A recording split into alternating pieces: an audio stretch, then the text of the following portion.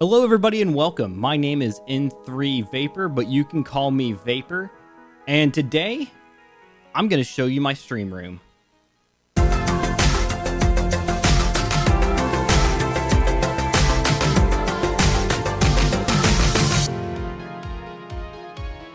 wanted to record this video again because let's just be honest. The last one was terrible. It was so bad that I went ahead and deleted that from the channel, so luckily, you won't ever have to see that. A lot of things have changed in my stream room since that last video as well. I've changed some computer parts, I've changed cameras, I've added things, and we're really just going to touch on a high level of all of those things today. That way, we can deep dive into that in future videos. Let's start with the room itself. It's a lot larger than people realize. This room's actually a little over 400 square feet, and you just see a small aspect of it.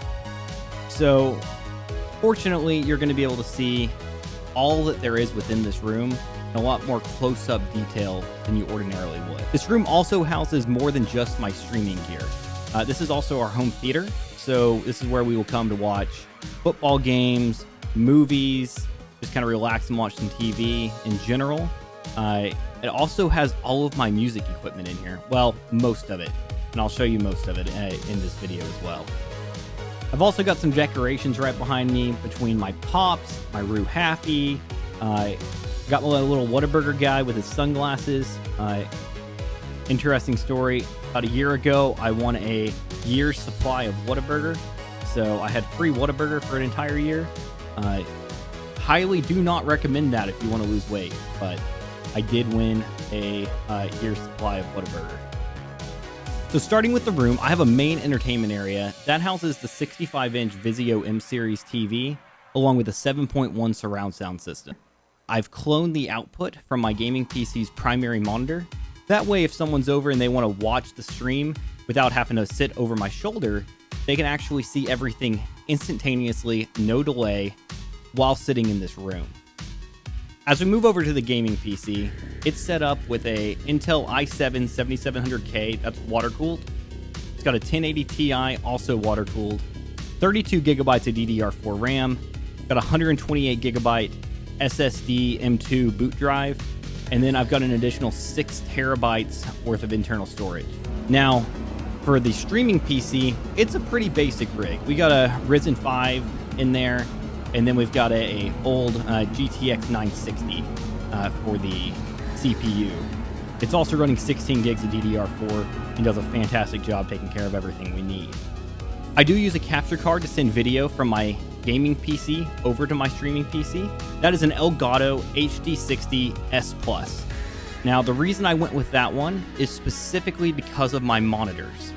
I run off an Acer Predator 1440p 144Hz monitor. And that capture card is able to pass through my 1440p 144 Hz while capturing at 1080p 60. So it's absolutely ideal for streaming. And I decided to go with 2 vertical monitors, which is a real interesting choice. I've had a lot of people ask me why in the world I would do that. I did it to try to bring my setup inward. And you'll be able to see how narrow that is with some of these shots. But starting from the left is my streaming monitor. I just use that for OBS, and it's got OBS, chat, my alerts, and I can also check on stats as far as whether I've dropped any frames or anything of that nature on that monitor directly. Then on the right side, I've got another vertical monitor. I normally will put up my dashboard and Discord over there, just kind of stack them, and that takes care of everything I really need while streaming. Before I was using a NDI setup where I used a network switch to move my gaming PC feed over to my stream PC over Ethernet. And we'll do a video about that in the future to show you how to set that up.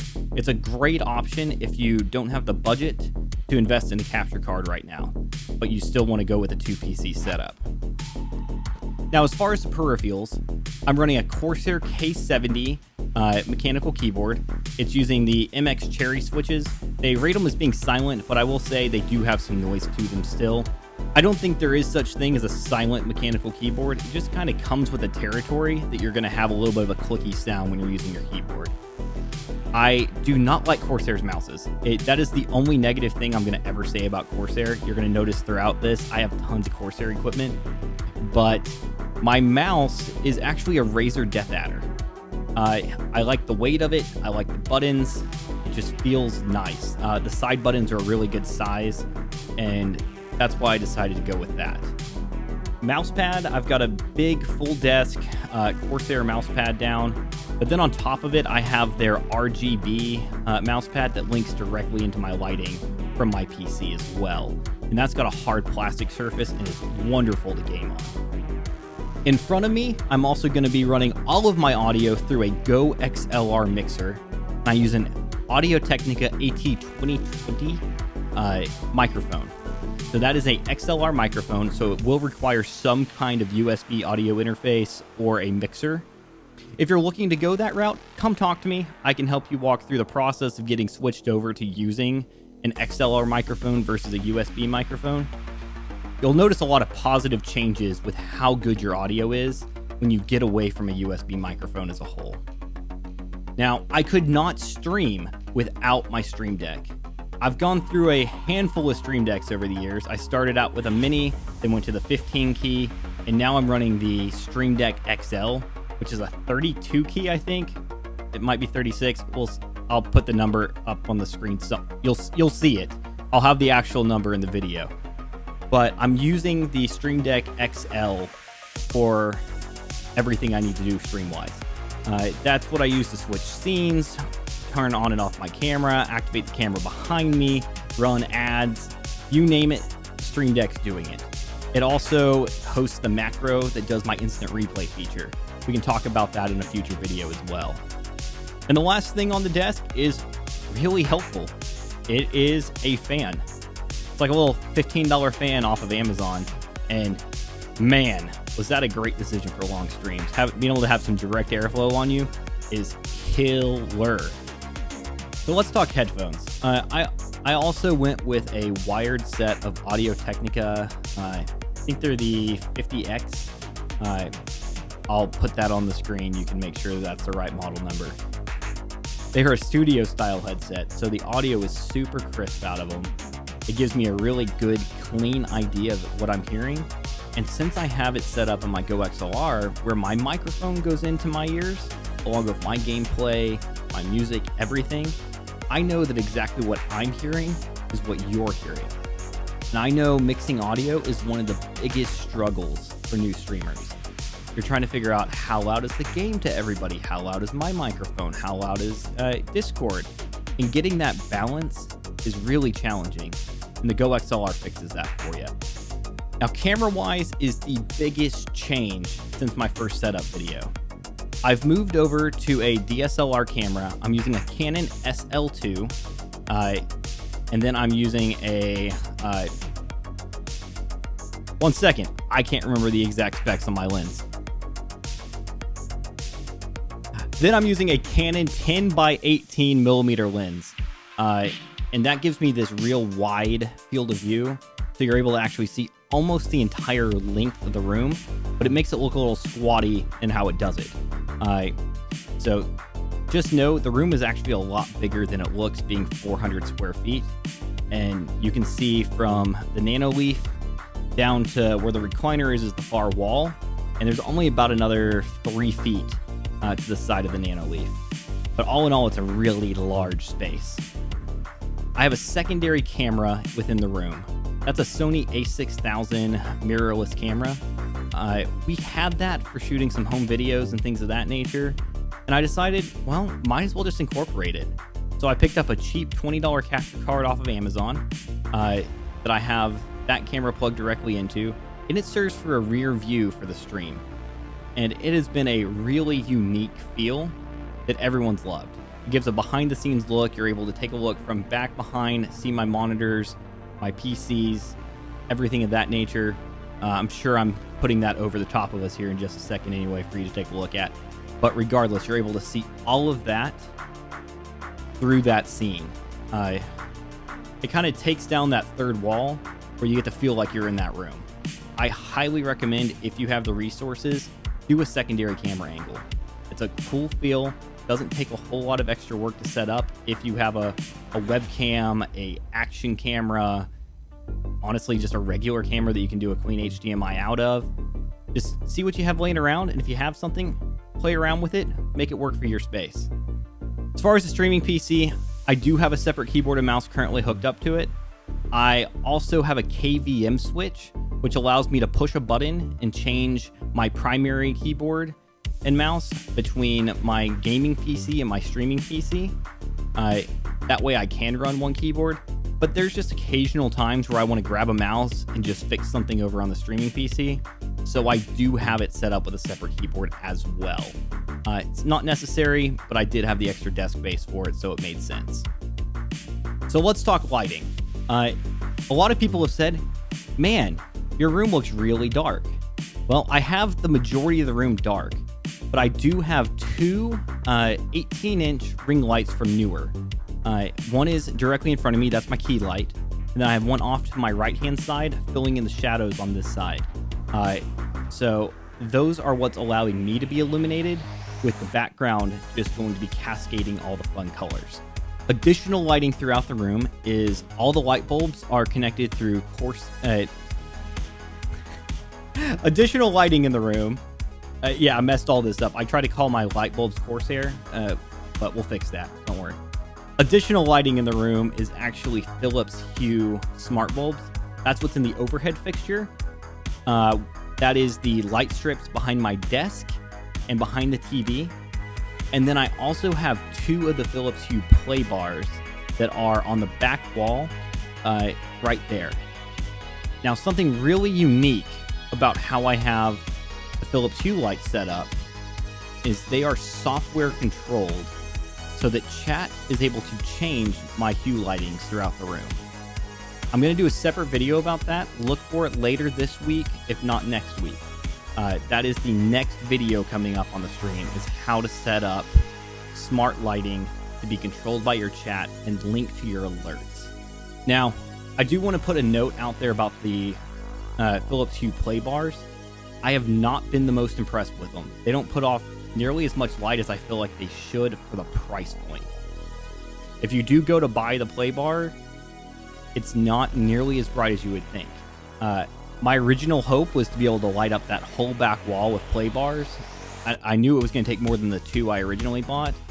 But after buying two and realizing, honestly, they don't put off that much light, I decided to go with some floodlights. So I have some big 50-watt LED floodlights behind there. There's only two of them behind the couch. And that lights up the entire rest of that back wall. And the last thing on the lighting side of things is the Nanoleaf. This was really just kind of a guilty pleasure purchase. It felt like it would be fun. I like it. It doesn't capture super well with the camera. It's just a little overexposed. It's hard to believe, but I have it turned down to like 5% brightness and it still looks like that. If I turn it up, it just turns into a white glow. So something to be aware of. The Nanoleafs don't capture super well on the camera, at least with my lighting setup. When you look around the room, there's a lot of different guitars. So I want to talk a little bit about each of those and tell you where they came from, what they are, and why I'm showcasing them on my wall. So first, we're going to start with a one-of-a-kind guitar. It is a 12-string mandolin and a 6-string Telecaster electric guitar. This one was custom built by my grandpa. He ordered it and had it custom built, and when he passed away, it came to me. So this one's really near and dear to my heart, and I like having that out for everyone to see. I do not play mandolin. I've played around with it a little bit. I've got to learn. That will be a project for another time. That guitar's super heavy. It's actually over my weight limit of what I'm allowed to lift right now at this point post-surgery. So for now, it's just going to be a nice little piece of art back there. Finally, we have a banjo back there. Again, that's something from my grandpa. I can play a little bit of banjo, not much, but I'll learn that more over time. The second guitar we're going to talk about is that black BC Rich Mockingbird Platinum Series. That is not technically my first guitar, but might as well have been. I got a starter guitar. I had that one for a few months, and then fortunately I was able to upgrade to that BC Rich Mockingbird. It's a really gritty guitar. It sounds like it has distortion even when it's clean. That's partly due to the Seymour Duncan Hellraisers that are in it. But it is a great guitar for playing some metal, getting some good pinch harmonics. Love it. Also a guitar that's over the weight limit of what I'm allowed to carry right now. But it's near and dear to my heart and will stay on the wall forever. And then lastly, in the corner is the big setup. That's where we've got my half stack that I used way back in the day when I was playing metal. And that thing can get loud. I mean, we can blow the roof off this house with that half stack. It is a powerhouse. It is gritty. It's got some of the best built-in distortion. I mean, you can't beat it. I love it. I've used it so much, and it's a trooper. It's held up really well for how much damage I've done to it. The guitar in the middle, that's a recent purchase. That is a Fender Telecaster American Nashville Select or something of that nature. It's a Nashville series. It's a little unique because it's got the traditional two Telecaster pickups, but it also has a middle pickup as well. It's a Fender Stratocaster pickup, so it gives a lot of versatility in what you can get out of it. I picked that up for playing some more clean stuff, some just more modern delay, picking patterns, things of that nature, and it's a really nice way to go. Then the last amp in the room is the Vox AC15. That is a tube amp, and my God, is the tone amazing in that. It takes it a second to warm up, but it has the most beautiful clean tone. Just a perfect amount of reverb. You can tweak it exactly how you want it. And lastly, it's just a pretty standard multi-effects pedal. It's a Vox Tone Lab LE, might be the SE. I can't remember. There's a couple different models out there. I've had that one for a long time. It's just a good go-to. Any kind of tone you could possibly want, you can do it without having to haul around a giant pedal board. Another piece of hardware in here is something I haven't actually rolled out yet. It's been a long requested item, and I'm looking forward to using it when I get 100%. So you'll notice in this little video clip right here, I've got an audio interface. This will actually allow me to plug my guitar directly into my stream PC and play music on stream. So when I get 100%, we're going to use this Line 6 UX2 audio mixer to be able to play some music on stream and just kind of hang out and chill with some music going. I know I'm normally a gaming channel. Sorry for all the guitar content, but that's part of my room for you. One other thing I want to touch on is the foot switch that I use when I'm playing games with other people. So I have it set up where the left one mutes myself in Discord, so I'm not talking over other people, and the right one completely mutes me and deafens Discord. This was also one of the least expensive purchases as far as streaming equipment out there. You can buy these foot switches for like maybe $20, give or take. I'll put a link to an Amazon purchase for one of these 2 buttons. You could also just get a 1 button if you just need 1 key. Whatever you really need on that end. A little something unique about my network setup is I'm actually running a failover system. So I have a Cradlepoint AER 2200 enterprise grade router. This is business class equipment here. Within that, I've got my primary connection coming in from my ISP, but then I also have a SIM card slot that, should I lose signal or it start to shake up, it will actually pull from the cellular connection to keep me from going offline. And thank you so much for tuning in. Again, my name is N3 Vapor, but you can call me Vapor. I stream on Twitch every Tuesday, Friday, and Saturday. Link is in the description below. Also, check out our Discord. It is a great spot for all the stream help and stream tips you could possibly need. Come in there, ask a question. We're very friendly people, and I'm always happy to answer myself. I hope you guys have a great rest of your day, and we'll talk to you soon. Oh, okay. Demonic, please don't throw me off a bridge. See? Oh! Ah!